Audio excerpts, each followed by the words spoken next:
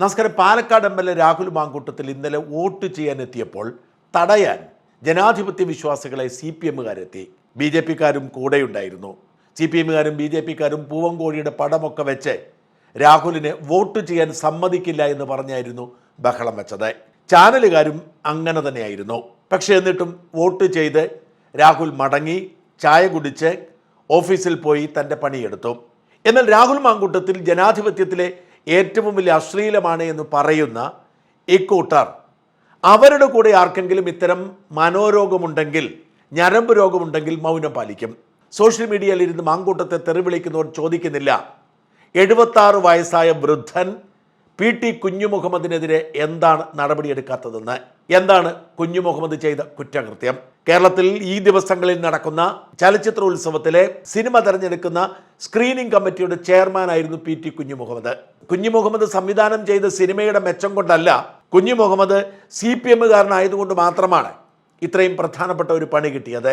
അങ്ങനെ ചലച്ചിത്രോത്സവത്തിലേക്കുള്ള സിനിമാ സ്ക്രീനിങ്ങിൽ പങ്കെടുത്ത ഒരു സിനിമയുടെ സംവിധായിക കുഞ്ഞുമുഹമ്മദിനൊപ്പം തിരുവനന്തപുരത്തെ SP ഗ്രാൻഡ് ഹോട്ടലിൽ വിരുന്ന് കഴിക്കുന്നു. ഭക്ഷണത്തിന് ശേഷം മോശമായി സ്പർശിക്കുകയും അവരോട് ലൈംഗിക താല്പര്യത്തോടെ പെരുമാറുകയും ചെയ്തു എന്നാണ് പരാതി. സംഭവം ഉണ്ടാവുന്നത് ഇക്കഴിഞ്ഞ നവംബർ 6-നാണ്. അവർ പിന്നീട് പരാതിപ്പെട്ടു. ആ പരാതി മുഖ്യമന്ത്രിയുടെ ഓഫീസിൽ വെറുതെ ഇരുന്നു. ദിവസങ്ങൾക്ക് ശേഷം അത് പോലീസിന് കൊടുത്തു. അവരും FIR ഇടാൻ ദിവസങ്ങൾ കാത്തിരുന്നു. ഒടുവിൽ വാർത്തയായപ്പോൾ FIR ഇട്ടു. യുവതിയുടെ മൊഴിയെടുത്തു. പക്ഷേ ഇതുവരെ PT കുഞ്ഞുമുഹമ്മദിനെ അറസ്റ്റ് ചെയ്യാൻ പോയിട്ട് ചോദ്യം ചെയ്യാൻ പോലുമുള്ള ധൈര്യം പോലീസ് കാട്ടിയിട്ടില്ല. അതേസമയം രാഹുൽ മാങ്കൂട്ടത്തിനെതിരെ ഏതോ ഒരു ഊമക്കത്ത് കിട്ടിയപ്പോൾ അപ്പോൾ തന്നെ FIR ഇട്ടു. ആരാണ് ആ പരാതിക്കാരി എന്ന് പോലും പോലീസിന് അറിയില്ല. പരാതിക്കാരിയെ കണ്ടെത്തുന്നതിന് മുൻപ് FIR ഇട്ട FIR കൊണ്ട് കോടതിയിൽ ഹാജരാക്കി രാഹുൽ മാങ്കൂട്ടത്തിലിൻ്റെ ജാമ്യം തടയാൻ ശ്രമിച്ചു. എന്നാൽ PT കുഞ്ഞുമുഹമ്മദിനെ ചോദ്യം ചെയ്യാൻ മുഖ്യമന്ത്രിയുടെ ഓഫീസിൽ നിന്നും അനുമതി കാത്തിരിക്കുകയാണ്. പെണ്ണ് വിഷയം തങ്ങളുടെ അവകാശമാണ്. അത് 76 80 വയസ്സായാലും തങ്ങൾ അത് തെറ്റിക്കില്ല എന്ന് ഒരിക്കൽ കൂടി തെളിയിക്കാണ് CPM-കാർ. മുഖ്യമന്ത്രിയുടെ ഓഫീസിൽ ഇരിക്കാനുള്ള മിനിമം യോഗ്യതയായി പെണ്ണ് കേസ് പണ്ടേ ഇടം പിടിച്ചതാണ്. കുഞ്ഞുമുഹമ്മദിനെ ചോദ്യം ചെയ്യാൻ മുഖ്യമന്ത്രിയുടെ അനുമതി കാത്തിരിക്കുകയാണ് പോലീസ് സംഘം. ഒരു സ്ത്രീയോട് മോശമായി പെരുമാറി അവർ പരാതി കൊടുത്തിട്ട് FIR ഇടാൻ പോലും മടിച്ച പോലീസ് അങ്ങനെയൊന്നും സംഭവിച്ചിട്ടില്ല, തീവ്രത കുറഞ്ഞ പീഡനമാണ് എന്ന് പറഞ്ഞ് എഴുതിത്തള്ളുമായിരിക്കും. എന്നാൽ അതേക്കുറിച്ച് മിണ്ടാൻ സഖാക്കൾക്ക് ഇപ്പോഴും ഭയമാണ്. അവർക്ക് രാഹുൽ മാങ്കൂട്ടത്തിലിനെ പൊരിക്കുന്നതിലാണ് താല്പര്യം. എന്നാൽ ഇത് ദൈവത്തിൻ്റെ ഇടപെടലാണ് എന്ന് വിശ്വസിക്കുന്നവർ ഏറെയാണ്. രാഹുൽ മാങ്കൂട്ടത്തിൻ്റെ പിന്നാലെ നടന്ന ഈ CPM-കാർക്ക് ഈ സമയത്ത് തന്നെ ഇങ്ങനെ ഒരു പണി കൊടുത്തത് ദൈവമാണ്. വൃദ്ധനായ ഈ സഖാവ് ഇത്തരത്തിൽ എത്ര സ്ത്രീകളോട് ഇതിനു മുൻപ് അപമര്യാദയായി പെരുമാറിയിട്ടുണ്ടാവും. അവരിൽ ചിലരൊക്കെ ഭയന്ന് വഴങ്ങിയത് കൊണ്ടാവില്ലേ അയാൾ ഇപ്പോൾ ഇങ്ങനെ ഒരു സാഹസത്തിന് മുതിർന്നത്. ഈ PT കുഞ്ഞുമുഹമ്മദിനെ കുറിച്ച് പറയുമ്പോൾ നമ്മൾ ഒരു കാര്യം മറക്കരുത്. കേരളത്തിലെ ഏറ്റവും ആദ്യത്തെ ഇസ്ലാമിക ഭീകരാക്രമണം എന്ന് വിശേഷിപ്പിക്കാവുന്നത് തൊടുപുഴ ന്യൂമാൻ കോളേജിലെ പ്രൊഫസർ TJ ജോസഫിൻ്റെ കൈവെട്ടിയ സംഭവമാണ്. ഒരു കൈ പൂർണ്ണമായും വെട്ടിയെടുത്ത് മാറ്റി, ഒരു കാല് വെട്ടിമുറിച്ചു. അത് ഇസ്ലാമിക ഭീകരവാദികളുടെ നിയമപ്രകാരമുള്ള ആക്രമണമായിരുന്നു. മലയാളം അധ്യാപകൻ എന്ന നിലയിൽ അദ്ദേഹം ചെയ്ത ഒരു അതിസ്വാഭാവികമായ പ്രവൃത്തിയാണ് അദ്ദേഹത്തിൻ്റെ കൈ പോകുന്നതിനും ജീവൻ നഷ്ടപ്പെടുന്നതിന് അരികിൽ വരെ എത്തിച്ചത്. അതിന് യഥാർത്ഥ കാരണം ഈ PT കുഞ്ഞുമുഹമ്മദ് ആയിരുന്നു. PT കുഞ്ഞുമുഹമ്മദ് ഒരിക്കലൊരു പ്രസംഗം പറയുന്നു. ആ പ്രസംഗത്തെ ലേഖനമാക്കി ഭാഷാ ഇൻസ്റ്റിറ്റ്യൂട്ട് പുസ്തകം പ്രസിദ്ധീകരിക്കുന്നു. ആ പുസ്തകത്തിലെ ഈ ലേഖനം വായിച്ച പ്രൊഫസർ ജോസഫ് അത് കുട്ടികൾക്ക് മനസ്സിലാക്കുന്നതിന് വേണ്ടി കൃത്യമായി പറഞ്ഞു കൊടുക്കുന്നു. അങ്ങനെ എന്താണോ PT കുഞ്ഞുമുഹമ്മദ് എഴുതിയത് അത് കുറച്ചുകൂടി ലളിതമായി കുട്ടികൾക്ക് വേണ്ടി ചോദ്യമാക്കി മാറ്റിയപ്പോഴാണ് ഇസ്ലാമിക തീവ്രവാദികളുടെ കുരു പൊട്ടിയതും അവർ TJ ജോസഫിന്റെ കൈ വെട്ടിയെടുത്തതും. അന്ന് ഈ പണിയെല്ലാം ഒപ്പിച്ച PT കുഞ്ഞുമുഹമ്മദ് മാളത്തിൽ ഒളിച്ചു. ഭീകരവാദികളോട് ഇത് ഞാൻ എഴുതിയതാണ് എന്ന് പറയാൻ ധൈര്യം കാട്ടിയില്ല എന്ന് മാത്രമല്ല, തനിക്കൊരു ബന്ധവുമില്ല എന്ന് പറഞ്ഞ് തടി തപ്പി. അനുഭവിച്ചത് മുഴുവൻ ജോസഫ് മാഷും അദ്ദേഹത്തിന്റെ കുടുംബവും. ആ ദുരന്തത്തിന്റെ തുടർച്ചയായി ജോസഫ് മാഷിന്റെ ഭാര്യയ്ക്ക് ആത്മഹത്യ ചെയ്യേണ്ടി വന്നു. ഇന്ന് കേരളത്തിൽ ഇസ്ലാമിക ഭീകരവാദം ശക്തമാണെങ്കിൽ അതിന്റെ പരീക്ഷണമായിരുന്നു ജോസഫ് മാഷിന്റെ കൈവെട്ടൽ. ആ കൈവെട്ടാൻ കാരണക്കാരനായ PT കുഞ്ഞുമുഹമ്മദ് ഇപ്പോഴും പുരോഗമനവാദത്തിന്റെ കുപ്പായമണിഞ്ഞുകൊണ്ട് ഈ നാട്ടിലൂടെ ഞെളിഞ്ഞു നടക്കുന്നത് കണ്ട് ദൈവം കൊടുത്ത പണിയാണ് വാസ്തവത്തിൽ ഇപ്പോഴത്തെ വിവാദം. അന്ന് എന്തു സംഭവിച്ചുവെന്ന് TJ ജോസഫ് സാർ പറയുന്നത് കൂടി കേൾക്കുക. നമസ്കാരം സാർ. നമസ്കാരം. ഇതിപ്പോ പണ്ട് PT കുഞ്ഞുമോദ് ഇപ്പൊ വീണ്ടും വിവാദമായിരിക്കുവാണ്. അങ്ങനെ ഞാനും കേട്ടു, വാർത്ത കേട്ടു. ലൈംഗികവാദ കേസൊക്കെ ഉണ്ടായിരിക്കുന്നു, പോലീസ് എടുത്തിട്ടില്ല, അതവിടെ നിൽക്കട്ടെ, അതിന്റെ പൊളിറ്റിക്സ് അവിടെ നിൽക്കട്ടെ. എന്റെ ഒരു സംശയം, ഈ സാറിന്റെ ഈ വിഷയങ്ങളുടെയൊക്കെ തുടക്കം PT കുഞ്ഞുമോദിന്റെ ഒരു കഥയിലല്ലേ? അതെന്താ അതിന്റെ ആ തുടക്കം ഒന്ന് പറയാമോ സാർ? അതെങ്ങനെയായിരുന്നുള്ളത്? അതായത് PT കുഞ്ഞുമുഹമ്മദ് പിന്നെ ഒരിക്കല് ഒരു പ്രഭാഷണം നടത്തി ഈ തിരക്കഥയെ കുറിച്ച്. ആ പ്രഭാഷണം അത് ഒരാളെ ടേപ്പ് ചെയ്തിട്ട് അത് പിന്നെ ഒരു ലേഖനമാക്കി എടുത്ത് തിരക്കഥയുടെ രീതിശാസ്ത്രം എന്നുള്ള PM ബിനു എഡിറ്റ് ചെയ്ത ഒരു പുസ്തകത്തിൽ ചേർത്തു.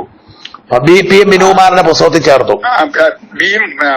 PM ബിനുകുമാർ ഭാഷാ ഇൻസ്റ്റിറ്റ്യൂട്ട് പ്രസിദ്ധീകരിച്ച പുസ്തകമാണ്.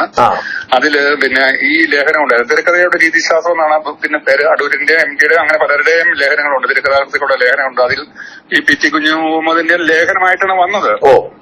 അപ്പം നമ്മൾ വിചാരിച്ചിരിക്കുന്ന പുള്ളി എഴുതിയ ലേഖനമാണെന്നാണ് അന്നൊക്കെ വിചാരിച്ചിരുന്നത്.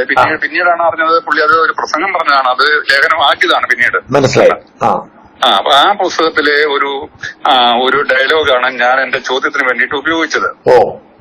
അപ്പൊ അത് പുള്ളി പറയുന്നത്, പുള്ളിയുടെ നാട്ടിലൊരു ഭ്രാന്തൻ ഉണ്ടായിരുന്നു. അപ്പൊ ആ ഭ്രാന്തന്റെ ഒരു ഡയലോഗിൽ നിന്നാണ് ഹർഷോം എന്ന സിനിമയിലെ പുള്ളിക്ക് ഒരു പിന്നെ ഐഡിയ കിട്ടിയത്. മനസ്സിലായി. അതായത് അതിലെ പിന്നെ നായകൻ, ഈ മുരളി അവതരിപ്പിക്കുന്ന ഒരു നായകനുണ്ട്, പ്രവാസി മലയാളിയാണ്. പുള്ളി ഇങ്ങനെ ദൈവത്തോടും ഗാന്ധിജിയോടും ഒക്കെ സംസാരിക്കുന്നുണ്ട്. മനസ്സിലായി. ഈ സിനിമയില് അങ്ങനെയുള്ള ഒരു പിന്നെ സീക്വൻസ് എഴുതാൻ പുള്ളിക്ക് ഒരു പ്രചോദനം കിട്ടുന്നത് നാട്ടിലത്തെ ഭ്രാന്തന്റെ ഒരു ഡയലോഗിൽ നിന്നാണ്. പുള്ളി ഇങ്ങനെ വെറുതെ ഇരിക്കും, ദൈവത്തോട് ഇങ്ങനെ വിളിച്ച് സംസാരിക്കും. അപ്പം ആ പഠിച്ചോനെ ആ ഭ്രാന്തനും മുസ്ലിം സമുദായത്തിൽപ്പെട്ട ആളാണ്. മനസ്സിലായി. അപ്പം പഠിച്ചോനെ എന്ന് വിളിക്കും. അന്നേരം ഭ്രാന്തൻ തന്നെയാണ് ദൈവത്തിന്റെ രീതിയിൽ മറുപടി പറയും. ഭ്രാന്തൻ ഇങ്ങനെ ദൈവം ചോദിക്കുന്നത് എന്താണ് നായിന്റെ മോനെ എന്നാണ്. അപ്പം അങ്ങനെ തന്നെയാണ് ആ പുസ്തകത്തിലും എന്താണ് നായിന്റെ മോനെ. അപ്പം ദൈവത്തോട് ഭ്രാന്തൻ ചോദിക്കും, ഒരു അയല അത് മുറിച്ചാൽ എത്ര കഷ്ണമാണ്? അപ്പം പുള്ളി തന്നെ ഉത്തരം പറയും, പിന്നെ 3 കഷ്ണമാണെന്ന് ഞാൻ നിന്നോട് എത്ര തവണ പറഞ്ഞിട്ടുണ്ട് നായേ.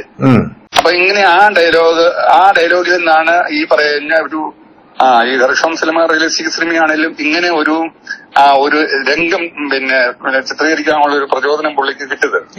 അപ്പൊ നിത്യജീവിതത്തിൽ നമ്മൾ കണ്ടുമുട്ടുന്ന ചില സംഭവ വികാസങ്ങളിൽ നിന്നൊക്കെ ഇങ്ങനെ നമുക്ക് സിനിമയിലേക്ക് ചില രംഗങ്ങൾ ചിത്രീകരിക്കാനുള്ള കാര്യങ്ങൾ കിട്ടും എന്ന് പുള്ളി എന്ന് പറയുന്നതാണ് ലേഖനം.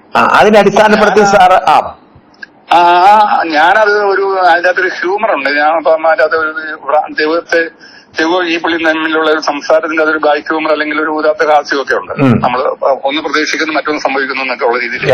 അപ്പൊ അത് ഞാൻ ഈ പിന്നെ ആധുനിക സാഹിത്യമൊക്കെ പഠിപ്പിക്കുമ്പോ ഈ ഫലിതം പറയുമായിരുന്നേ ക്ലാസ്സിലൊക്കെ.